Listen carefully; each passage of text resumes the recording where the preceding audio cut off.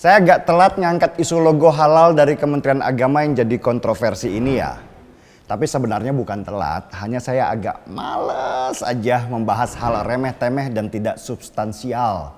Orang lebih banyak ribut masalah logonya, tapi nggak pernah ribut membahas substansi dari masalah sertifikasi halalnya sendiri. Saya belum mendapat informasi sih sejak kapan sertifikasi halal itu diberlakukan di Majelis Ulama Indonesia. Kemungkinan nggak lama sesudah MUI dibentuk di tahun 1975. Sertifikasi halal ini benar-benar mesin uang besar yang dikelola oleh sebuah ormas karena pasarnya adalah seluruh Indonesia.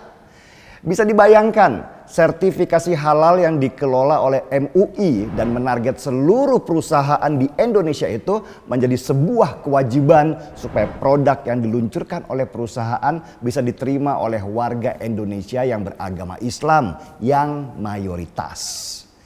Belum ada yang bisa menghitung berapa duit yang diterima MUI dari sertifikasi halal ini karena MUI begitu tertutup untuk melaporkan hasil pendapatannya di sana. Padahal secara legal MUI sebagai lembaga publik seharusnya melaporkan kondisi keuangannya sesuai Undang-Undang Nomor 14 Tahun 2008. Catat ya.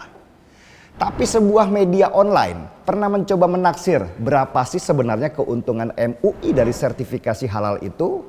Nah, dari penelusuran mereka didapat informasi kalau selama 6 tahun antara tahun 2010 sampai 2015 Majelis Ulama Indonesia sudah mengeluarkan 35.952 label halal. Dan untuk mendapatkan label halal, pengusaha harus mengeluarkan uang mulai dari 2,5 juta rupiah sampai 4,5 juta rupiah. Oke, kita hitung aja dari harga yang paling rendah sebesar 2,5 juta rupiah. Maka pendapatan Majelis Ulama Indonesia dengan menerbitkan lebih dari 35.000 sertifikasi halal itu sebesar hampir 90 miliar rupiah selama 6 tahun saudara. Kalau dibagi per tahun rata-rata MUI mendapatkan penghasilan kotor sebesar hampir 15 miliar rupiah. Itu baru di tahun 2010 sampai 2015 saja. Hitung aja yang mereka dapat dari tahun 2016 sampai tahun 2022. Hasilnya, wah murah banget. Permasalahan sertifikasi halal di MUI ini bukan saja di penghasilan yang mereka dapatkan, tapi yang paling penting juga di transparansi keuangannya. MUI setiap ditanya tentang masalah keuangan dari sertifikasi halal ini selalu tertutup. Mereka nggak mau diaudit, nggak tahu kenapa. Padahal kalau bersih untuk apa takut? Dan yang tambah lucu lagi, sertifikasi halal ini makin ngaco setiap tahunnya. Masa kulkas dan cat dikasih label halal? Ada lagi makanan kucing juga dikasih label halal. Emang kulkas sama kucing ada agamanya? Sudah dapat duit banyak dari label halal, Majelis Ulama Indonesia masih dapat tambahan uang lewat APBN sebesar 6 miliar rupiah setiap tahun. Bahkan sejak zamannya Anies Baswedan, MUI Jakarta dapat tambahan dana lagi dari APBD sebesar 10 miliar rupiah. Perhatian yang terlalu besar pemerintah kepada ormas seperti MUI inilah yang membuat Gusmus dulu meradang. Beliau bertanya dengan keras, MUI itu makhluk apa? Tetapi keresahan publik terhadap keberadaan Majelis Ulama Indonesia dengan semua permasalahannya akhirnya pelan-pelan terjawab.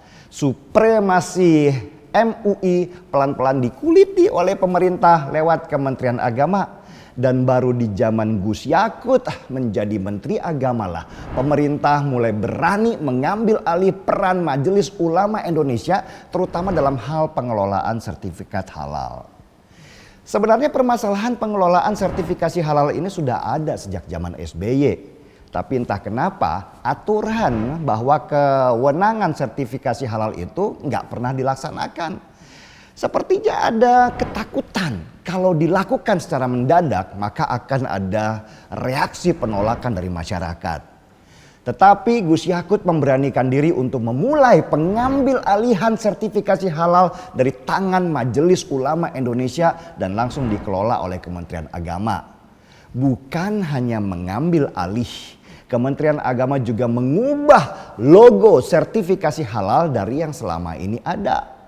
Selain itu, Kementerian Agama juga menurunkan harga sertifikasi halal yang selama ini berkisar di angka 4 juta rupiah per label jadi hanya 650 ribu rupiah.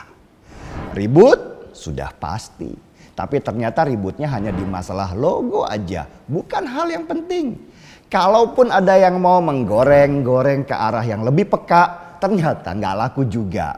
Aman lah. Ternyata ketakutan selama ini nggak berdasar. Buktinya ternyata kalau pemerintah mau menggunakan kekuasaannya dengan baik, rakyat juga nerima. Nggak penting siapa yang mengelola sertifikasi halal. Yang penting adalah bagaimana transparansinya. Saya sejak dulu termasuk yang sangat mendukung masalah sertifikasi halal ini dikelola oleh pemerintah, bukan oleh ormas. Ormas kalau mau mengelola keuangan, ya kelolalah di anggota ormasnya sendiri saja. Bukan malah melebar ke publik segala. Udah cari duitnya ke publik, nggak mau transparan pula. Pesan saya satu kepada Gus Yakut, Menteri Agama. Semoga nanti label halal itu nggak lagi menyasar ke produk yang tidak relevan. Seperti kulkas, cat, makanan kucing. Bahkan ada juga sisir yang halal. Nggak ada hubungannya. Itu malah mempermalukan umat Islam karena logo halal itu identik banget dengan umat Muslim. Orang banyak mentertawakan karena nggak masuk logika mereka ada kulkas yang sudah dilabeli halal. Tapi isi kulkasnya bisa aja dimasukkan daging babi misalnya. Lah terus buat apa label halalnya selain buat cari duit doang dengan memperlebar pasar? Kalaupun nanti ada produk elektronik yang minta untuk dilabeli halal supaya produknya laku di kalangan umat Islam, ya tolak aja.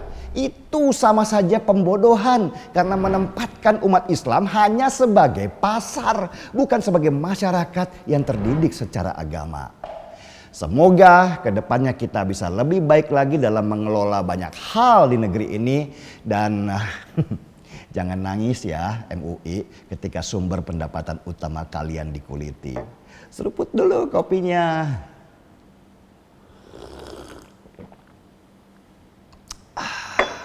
Puas banget rasanya. Gaspol!